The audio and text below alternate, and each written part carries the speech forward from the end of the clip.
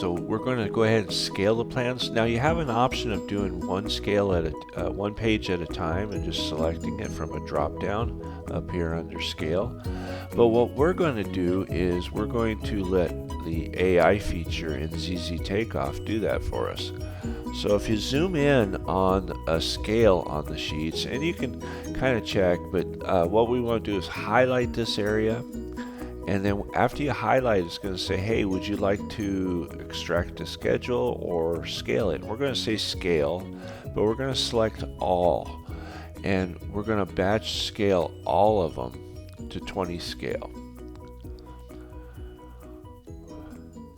And I've checked through the plans, they're all 20 scale, but I believe that this will also pick up any 60 scales, anything like that. So it's not just setting everything to 20. But it would be a good idea to go through and check them. So if I went to my planting plan here, you can see that it's already scaled at 20. Now the detail sheets are not scaled because there's no scale on it. Okay, see right here, right here. So anyways, you can see that that's kind of a very cool feature in ZZ Takeoff. And what we want to do now is get ready to start doing some takeoffs.